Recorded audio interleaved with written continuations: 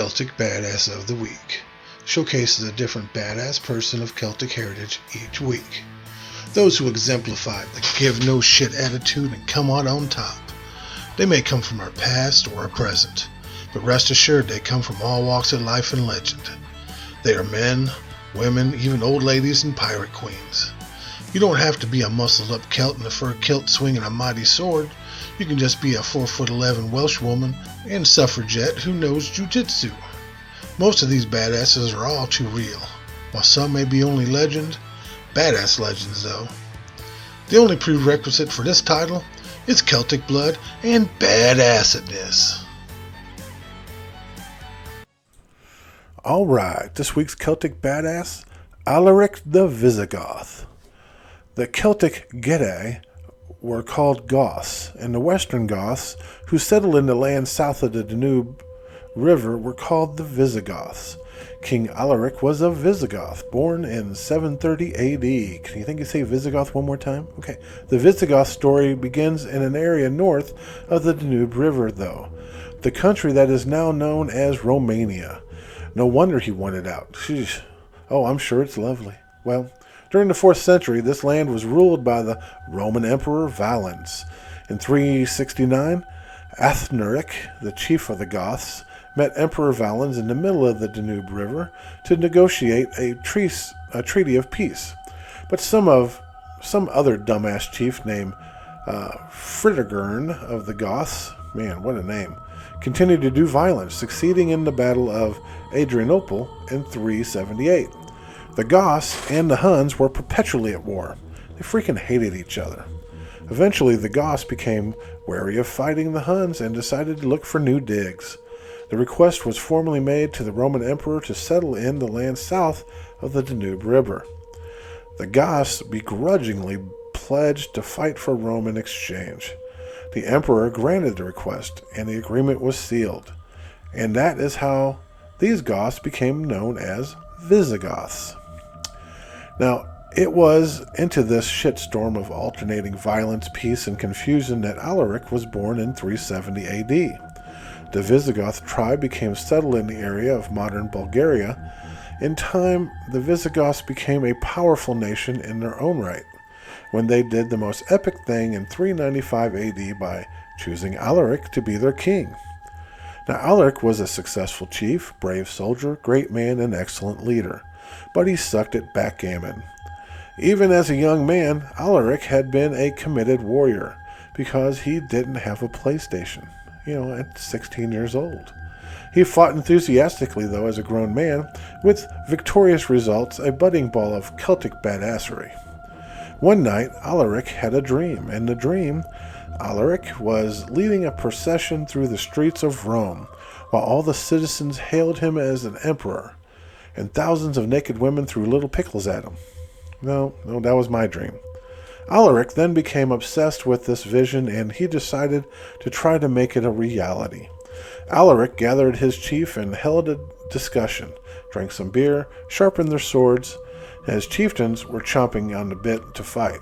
They were viciously experienced warriors who enjoyed bashing brains and cutting off limbs. They gave Alaric their full support.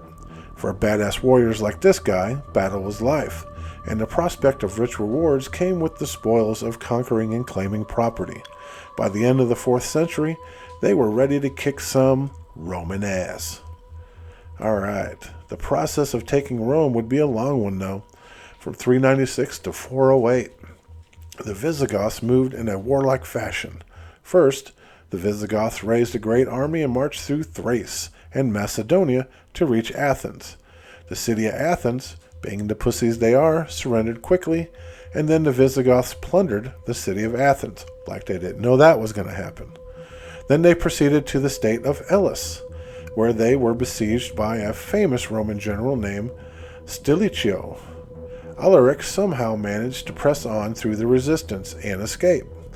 He and his troops then marched to Epirus, an eastern province of Greece near the Ionian Sea. Diplomacy became part of the warlike process, and in an attempt to save his ass, Emperor Arcadius named Alaric governor of the district as well, as giving him a great deal of land nearby. The entire territory became known as Eastern Illyricum, and Alaric was a major leader of this part of Eastern Empire. Alaric's next move was to set out for a direct attack on Rome, which was by then the capital of the Western Empire. Honorius was scared shitless and fled to a fortress in the mountains of northern Italy, leaving General Stilicho to face Alaric's onslaught. Surprisingly, Alaric was defeated. Thus, Alaric was stopped near Verona. Now, even after seeing how hard it was to defeat him, Honorius remained intimidated by the Visigoths. So he made Alaric the ruler of Western Illyricum, including a sizable annual income. This might have been enough for Alaric, however. Honorius welched on all the promises, so the Visigoths, they sharpened their swords and prepared to attack. In the year 408, Alaric began a siege on Rome. The emperor left his generals in charge and fled to Ravenna. Alaric demanded that the Romans turn over all the gold and silver in the city. The ministers of the Senate presumed to ask in modest and suppliant tone, "If such, O king, are your demands, what do you intend to leave us?" "Your lives," replied Alaric the badass, and they trembled in their little sandals. In the end, as ransom, Rome paid 5,000 pounds of gold, 30,000 pounds of silver, 4,000 silken tunics, 3,000 hides dyed scarlet, and 3,000 pounds of pepper and a partridge in a pear tree.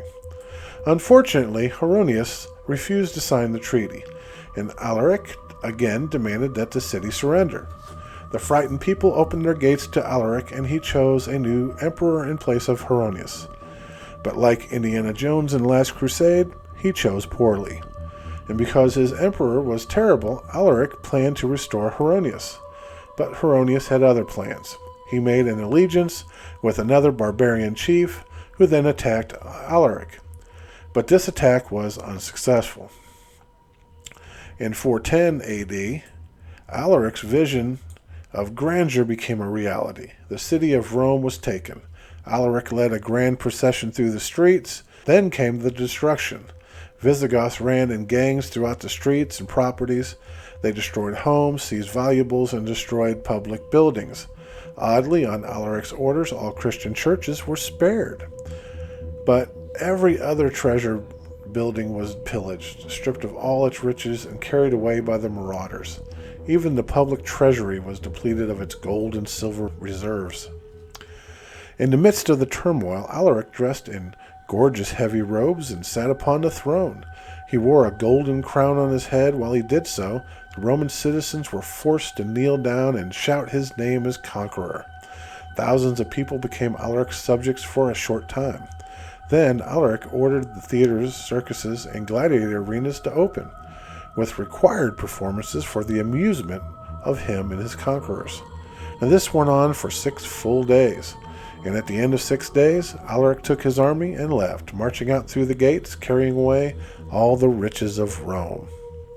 However, that Alaric had achieved everything he wanted and was rich beyond belief, he marched his armies towards Sicily, with the intent to conquer that city as well. Why the hell not? However, on the way to Sicily, Alaric, the badass, died. Now, he is said to have felt his death coming on and ordered preparations for his own burial. It was a dramatic, laborious affair. Alaric ordered his men to bury him in the bed of the Busento River, placing with his body the richest of the treasures he had taken from Rome. Now first, a huge phalanx of Roman slaves were set upon the task of digging a channel. This channel turned the river into a different path. With the channel dry, Alaric's grave was dug in the bed of the river. When Alaric passed away, his body was placed in the bed of the river and closed up with stones covering. The river was then turned back into its natural flow. to become an eternal watery tomb of badassery, to pay homage to their fallen leader. The poor slaves who had completed the work were put to death on the spot, and the army, they carried on. Man. All right.